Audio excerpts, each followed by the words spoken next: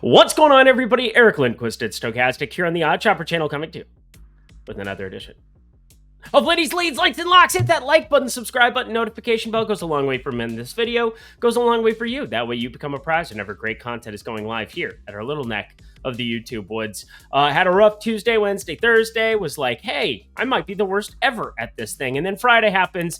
Absolute smash. Felt so much better about life. Thank you to the Braves for not choking. Thank you for home run plays coming off the chain there in Minnesota. We're going to talk a little bit about how I'm doing some of those round robin home run plays on specific teams, what I'm targeting, because we're going to be targeting one of those spots, hopefully here if the odds cooperate on Monday. I'll talk you through the ins and outs of that. We got producer Jacob here hanging out. He's looking forward to a Thursday already. We only have 4 games on that Thursday. Looking ahead to our schedule as we're putting things in play, ready to rock for you. But that means we got a ton of baseball here on Monday. 10 games, 15 games on Tuesday, Wednesday. Still a lot to get to. Still a lot of bets. Places like BetMGM that you can fire them up. Sign up at that link below. I'll talk about them a little bit later. Only if you're 21 and over, and if you have a gambling problem, please call 1-800-GAMBLER. But I had to get rid of my golf clubs behind me because they were bad this weekend. Very bad. They're in timeout. I'm also getting ready to move, so that'll be fun. No longer will I have this lovely background of, weird curtain and average window, and I'll still have a TV behind me because it looks great. You guys don't care? You want to talk baseball? Let's talk baseball. Let's try to keep the momentum going from Friday here into Monday. Producer Jacob, let's get to the picks.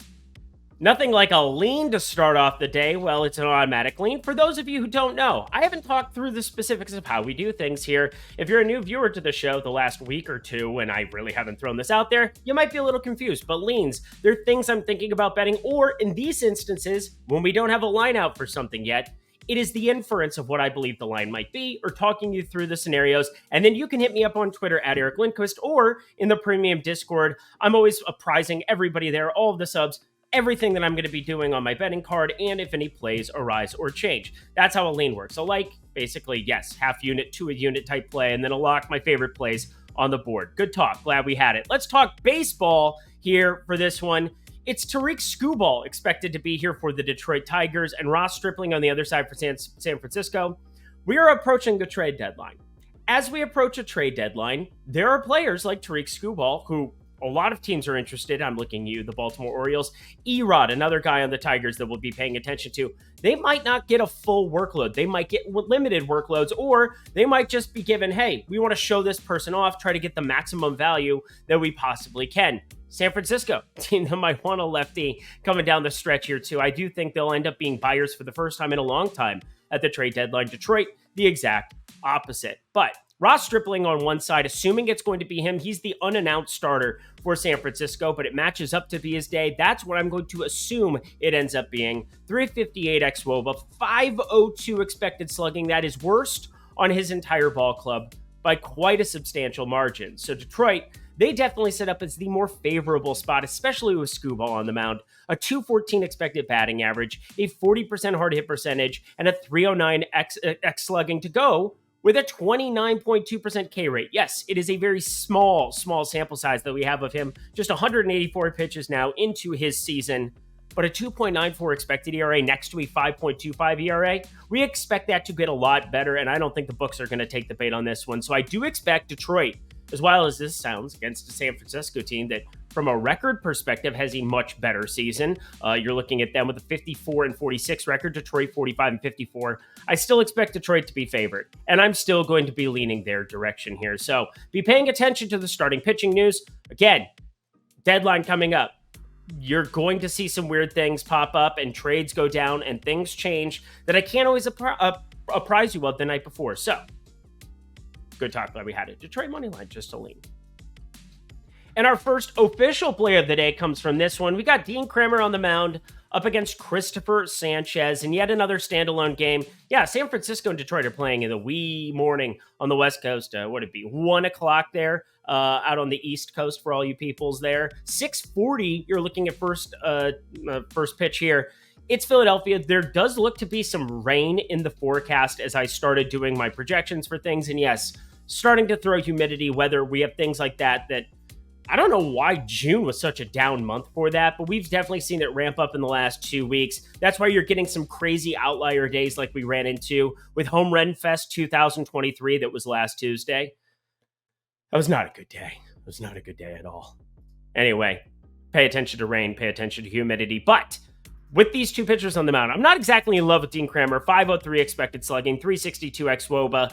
But as a result of him being so bad, you're getting a buffered plus 115 number up against Christopher Sanchez, who, yeah, he's been okay so far. 3.06 ERA, 1.05 whip.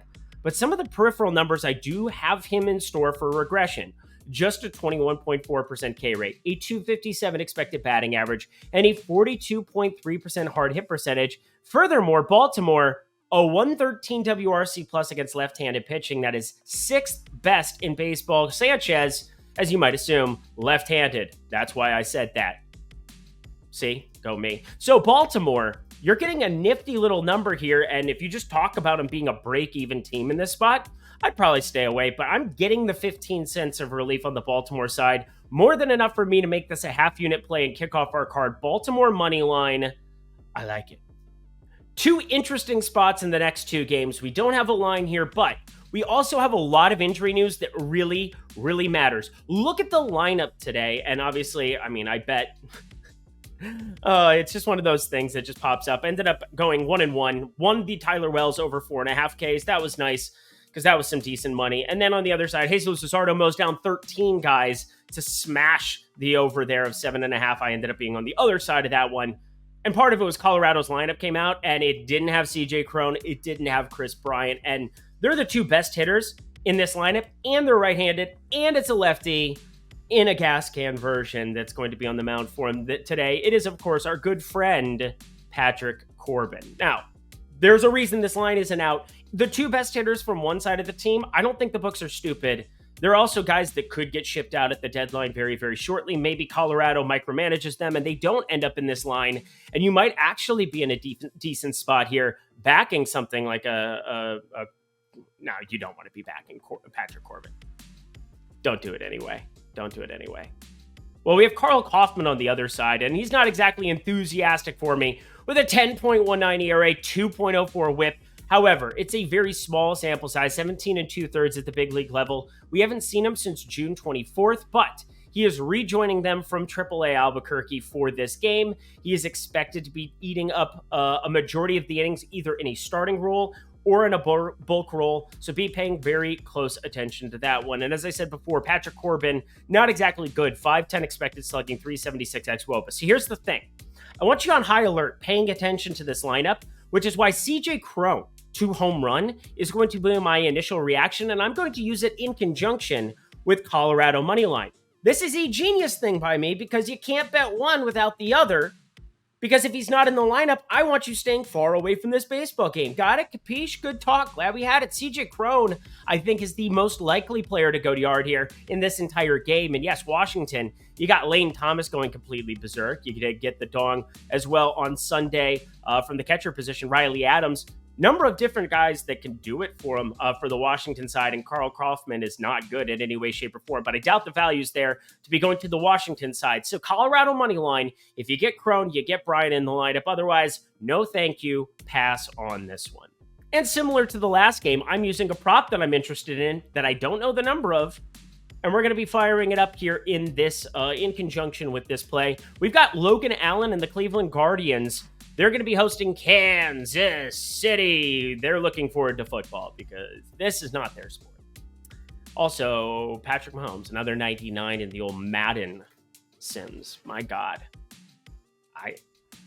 Micah Parsons, 97. There were a lot of ratings that came out. I'm not sure where my Madden people are, but I got some questions about a couple of them.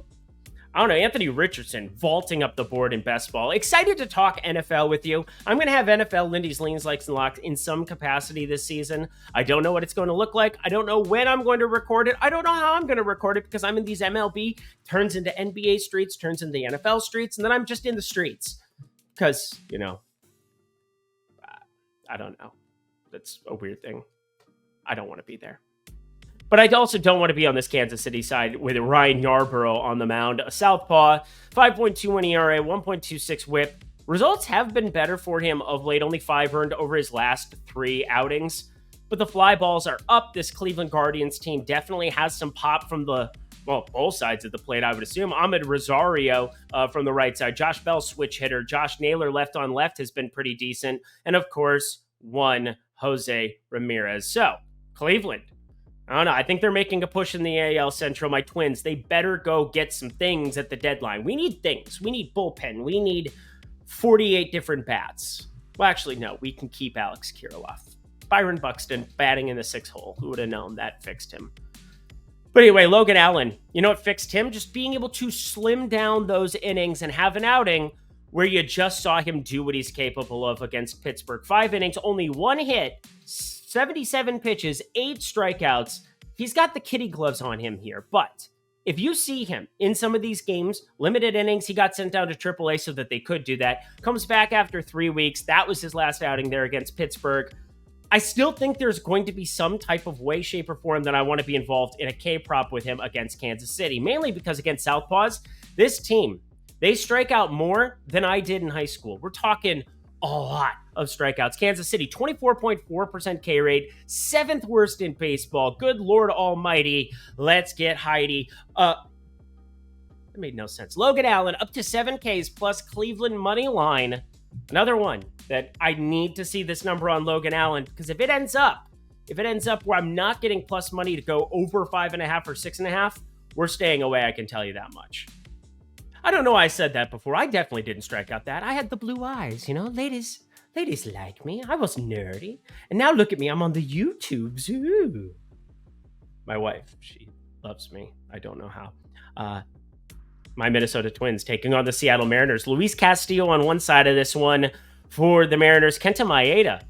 These guys just faced off against each other, so pretty wild to see them with a change of scenery in Minnesota. Also, weather in the area, yet again, be on the lookout. It could get dicey here, and obviously these are 2 pitchers that pitched in Seattle, where you can put a dome up over top of it. But here, Target Field, Minnesota. Genius! We go from the Metrodome to no dome, no roof. Aprils are just a disaster here. Just throwing it out there. Don't go to a baseball game there. Unless you got hot chocolate. Just a lot of beer. Luis Castillo, overall, just been an awesome pitcher all season long. 3.04 ERA, 1.05 whip, but we're seeing some cracks in the armor, my friends. 3 earned in 3 of his last 4. For all of you trend people, I'm not one of them. I guess that stat matters to you. But what matters to me more is you're taking him out of the best pitcher's park in baseball, putting him into a place where he has a 44.3% hard hit percentage and a 15.8 degree average launch angle on batted balls in play. That creates almost perfect conditions for home runs. Be on the lookout. We could be having an Alex Kirilloff party once again here. And yes, how'd that go for everybody who wanted to tell me that he was 0 for 8 against Lance Lynn? Home run and a double, and cash the 2 hits and cash the home run. We did a round robin on the homers, and that absolutely smashed. Went 2 for 3. Joey Gallo got scratched, so that ended up being redeemed. But 2 for 3 in the home run department in the premium Discord on Friday. It was litty. And Alex Kirilloff, thank you for joining the party. But Kenta Maeda on the other side. A lot of the same conditions and issues I have for Castillo, I have with Maeda. A 50.4% hard hit percentage to go with a 17.4 degree average launch angle. And yes, the Seattle lineup has underperformed, but they still have dudes who lift the ball. You've got the Teoscar Hernandez piece, the Eugenio Suarez, 19.1 degree average launch angle there. You get a decent catcher in Cal Raleigh out there, 19.7 degree average launch angle. Ty Francis, but terrible. You get Julio Rodriguez striking out in massive spots like he did on Sunday. Can't even talk about it. 8.1 degree average launch angle, a lot lower, but a 51.1% hard hit percentage. What I'm getting at is that if the weather cooperates here, I think you're looking at an over of 7.5 being one of my favorite plays on the board here. This would be a near lock type scenario. Only issue, minus 115 is where all these 7.5s are currently sitting. There are a couple of 8s sitting at standard. Stay away from that. But over 7.5 would definitely get involved here with Seattle and Minnesota, weather pending. We're going to go on a little string of likes here. We got Cincinnati, we got Milwaukee. Colin Rea here in Milwaukee, he's taking the bump, going up against Graham Ashcraft, who's a pitcher that we've been backing a lot of late. He's looked awesome, and I don't think anybody really knows it. The ground ball rate has been phenomenal. He's at least had a 2-to-1 differential in terms of ground ball to fly ball rates in his last 4 outings. Since the All-Star break, that being 3 outings, he's only given up 4 total earned runs with 3 straight quality starts. I don't understand this line, and the only reason that I'm not locking this one is because we have seen enough kinks in the armor. Why am I? What a weird analogy. I hate when you repeat analogies on this. I just want to go nuts. Also, I'm not making sense to a lot of you. It's okay. I don't make sense to myself sometimes. But the 285 expected batting average, 356 xWOBA, it has me at least cautious enough here that I'm not going to make this a jam lock spot plus money on the Cincinnati side. And Colin Rea on the other side, 42.7% hard hit percentage, only a 19.5% K rate. But he can be serviceable enough at times. He's still not good, don't get me wrong, but can be serviceable enough. 1.21 whip. I think he can be decent here. But this has more to do with value than it does anything else here. So I am going to the better lineup, the Cincinnati lineup, with Graham Ashcraft starting to emerge, and wanted to lock this one in, but a road spot here after Cincinnati had their homestand in Milwaukee. It's just a weird enough place where I just want to be putting a half unit on this one and moving along with my day. So Cincinnati money line, plus 110. I doubt this number moves against us. If anything, it is going the other direction. So get it in fast here. Plus 110. Let me double check the book. Let me double check my book. FanDuel Sportsbook. That's what you want here, Cincinnati. Thumbs up. It's the halfway mark, which of course means BetMGM, my friends. And why is BetMGM such a great promotion? Why are we pushing for this? Why am I talking about this on all these shows? Well, because number one, I want you having exposure to as many sports books as possible. When you're shopping for the best line every single day, you're getting a better number and you're saving yourself money in the long run. It'd be like going to Vaughn's or Ralph's, or I don't know what grocery stores you guys have, but if Vaughn's has strawberries for $8 and Vaughn's has them for $10, wouldn't you want the $8 strawberries if they're the exact same product from either one? That's what you're doing when you're not playing the best line every single day, and it blows my mind that a lot of people don't do this. So I get it. I did this when I started off 8 years ago in this space, and I was betting whatever number I had at my book. But times have changed. They are competing for your business every single day. BetMGM, FanDuel, DraftKings. So simply bet the best line by having more sports books in play. So good. We covered that. But also, you get amazing promotions from these books to be able to sign up. Number one, they've allowed us to give you 2 free months of the OS Premium Discord. That's myself, Eitan Shander, Ben Raza, all of us here that you know and love on the Odd Shopper channel. We are giving you our betting cards every single day. For me, it's every single Sunday through Friday. Saturday, it's a day of rest and a day of playing terrible golf. But that is not all, my friends. You're also going to get up to $1,000 in bonus bets back into your account on your first wager. So if it wins, you keep the money of whatever that ends up being. But let's say you put $100, your first $100 bet that you make at BetMGM, you put it in play and it loses. Eric, your lock lost. Well, no, you're going to get it back in bonus bets. Done. No questions asked. Fantastic stuff from BetMGM. So get those 2 free months. Get the $1,000 in your first bet in bonus bets back in your account. But most importantly, get another sports book so you can shop for the best lines. It's why it's called Odd Shopper. It's only if you're 21 and over. If you have a gambling problem, please call or text 1-800-GAMBLER. But most importantly, please bet responsibly every single day. Alrighty, y'all, back to the picks. The Texas Rangers. John Gray on the mound going up against Brandon Bilak here of the Houston Astros. The Battle of Texas, and everything's bigger in Texas. And right now, I'd rather be Texas and not Houston. It's wild. The times, they have changed. But we are getting Yordan Alvarez closer and closer to coming back. I don't know when. I don't know how. We got a lot of guys that we're waiting on. That Aaron Judge character, kind of a bat that we're waiting to see at the big league level here again. But Texas Rangers here in this spot. John Gray, overall like the stuff. 36.1% hard hit percentage, just a 19.8% K rate so far for him this season. And, well, that used to be his entire game with strikeouts when he was in Colorado even. You could mow them down. But this year, a 3.31 ERA, 1.19 whip. He's getting by on efficiency, even against the Tampa Bay Rays. 4 1/3. Only went 63 pitches there. He had some kind of a leg issue, but the x-rays were negative. He sounds like he's going to be good to go, full blast, back to full capacity here for this one. Glad he avoided a serious injury in that spot. But Houston, Bilak is not good. And I don't understand this line. Again, I just don't get it. This is the exact same thing as Cincinnati, where He's so bad that I don't quite possibly understand why Gray isn't favored by more. Bilac, 48.5% hard hit percentage, 358 xWOBA, 471 expected slugging, and an 18% K rate. He's got an 11.1% barrel percentage in Texas, coming off of winning at home there against against the Dodgers in general. It sucks that they have a sprained right thumb here for Corey Seager. He ends up dinged up, considering he has, a 350, 413, 631 slash line. Dude's hitting 350. It is July 24th, and he has power unlike Luis Uraz, so kind of would want him more. Just is what it is. Is what it is. It's not even really a conversation. Just like I don't think it's a conversation that Texas adding Aroldis Chapman, huge guy to have in that bullpen. What an absolute treat to watch him throw 103 at the Dodgers and just mow them down there. It's going to be wild. It's going to be an AL. This is going to be a fun season for the playoffs. Kind of looking forward to it. Very excited to see what a team like Texas and a team like Houston does at the trade deadline. But what they're going to do on Monday, I think Texas should be favored by more. I would be shocked if this line didn't move for us again. Texas, -120. Easy play on the money line. Let's hit to the Crawford boxes. Out to left. Enjoy a short porch out there, Texas. Josh Young, homer? Anyone? I'm thinking about it. Lot to think about here, my friends. I said we were going to talk a little round robin home run, and this is the spot. The St. Louis Cardinals, the Arizona Diamondbacks.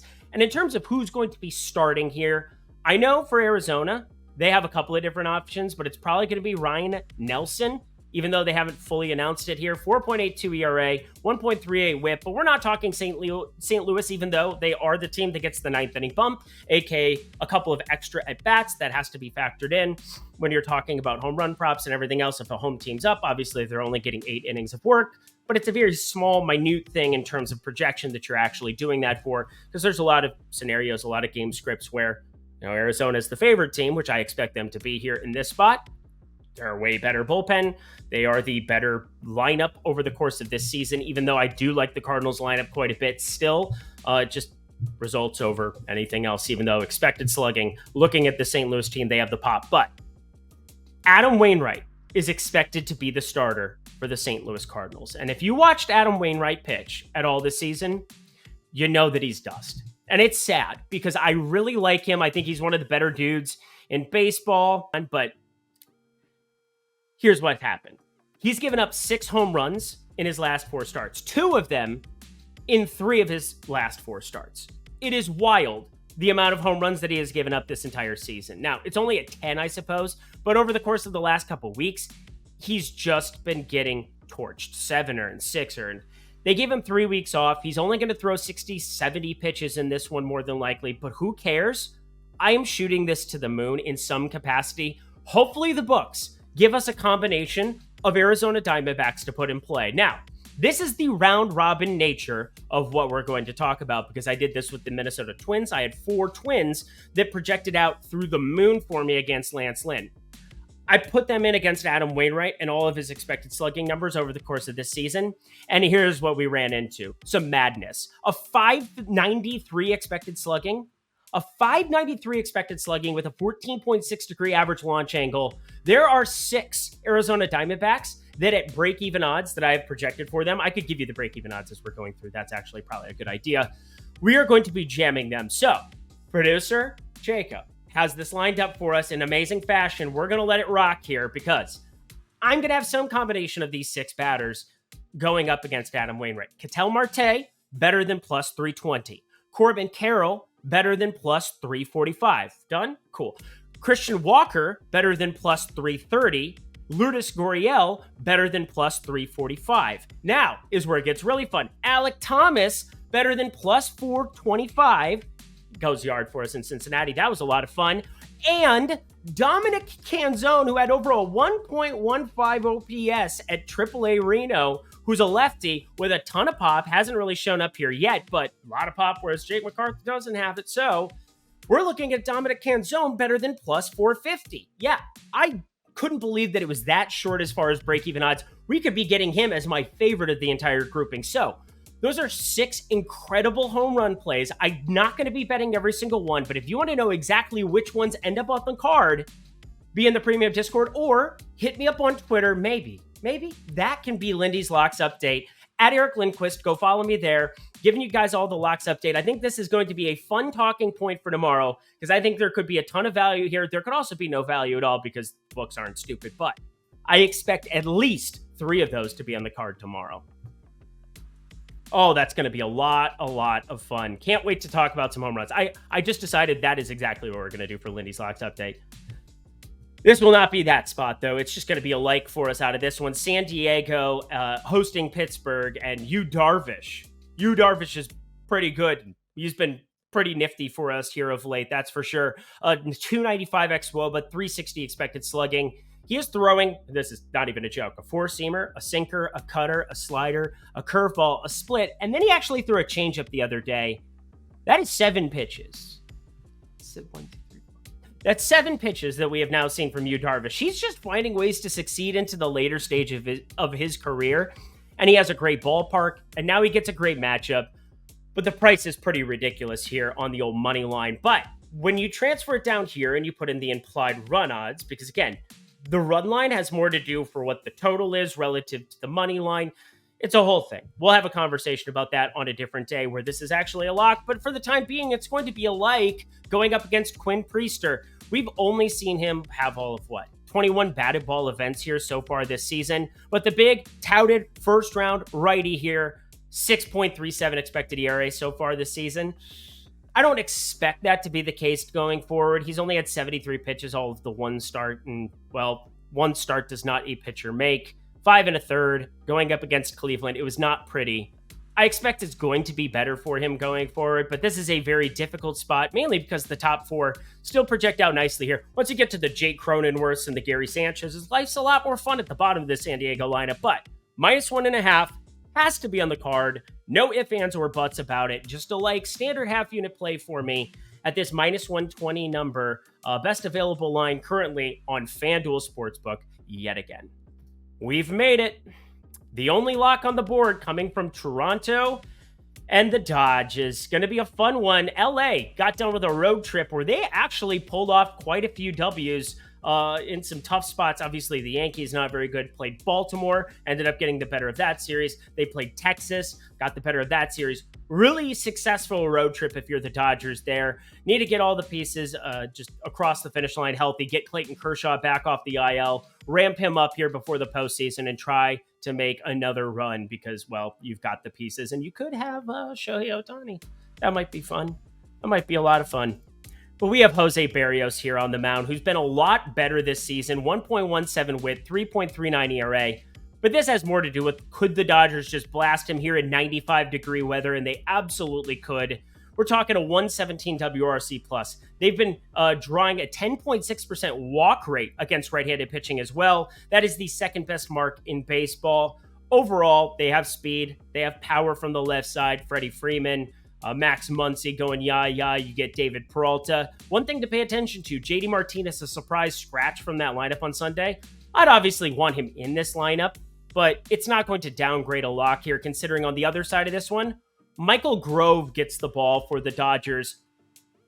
I'd call him pretty disappointing. A 468 expected slugging, 277 expected batting average, and an 8.5% barrel percentage. And this righty does not get to have a fun time against the Toronto lineup with a 110 WRC plus against right-handed pitching, 7th best mark in baseball, and a 164 ISO. You know the usual suspects. You know that there's power, there's speed even at the bottom of this lineup, and the weather is expected to be very roasty, toasty in Los Angeles. So friends, it's pretty easy for me. 9.5 seems like a steep number, but I have this at 10.5. And anytime you give me a full run through a key number like 10, I'm going to take it and I'm going to run with it. Dodgers, Toronto, put up a ton of runs. 9.5, the over, your only lock, 1 unit play for me here on Monday's slate. And that does it for another edition of Lindy's Leans, Likes, and Locks. Let's have a great week. Head to that comment section below. Let me know your favorite plays on Monday's slate. Hopefully we can have more Mondays and Fridays and fewer Tuesday, Wednesday, Thursdays that we had from last week. That's for sure. Trying to get back on the right track for everybody. Thank you so much for tuning in. for your support. And hey, for also your constructive criticism. It motivates me. I'm out here working every single day, trying to give you the best cards available in the premium Discord. When you're hitting me up on Twitter, Lindy's Locks update the video where I apprise you of any changes. I doubt we're going to get anything crazy that changes with that lock. The over of 9.5 feels pretty safe to sustain for that Dodgers and Toronto game, but going to be apprising you of that and that Arizona home run fiasco, talking through some of the Adam Wainwright stuff, talking through what I'm paying attention to when it comes to home run props and why we've had so much success on this program and in the betting card all season long in the home run department. Thank you to producer Jacob. Thank you guys for checking out BetMGM here as well. All of those great offers below, only if you're 21 and over. And if you have a gambling problem, please call or text 1-800-GAMBLER. Alrighty, y'all. Let's have a great week. I'll be back on Tuesday. Until then, I'm Eric Lindquist. Best of luck in the MLB streets on Monday.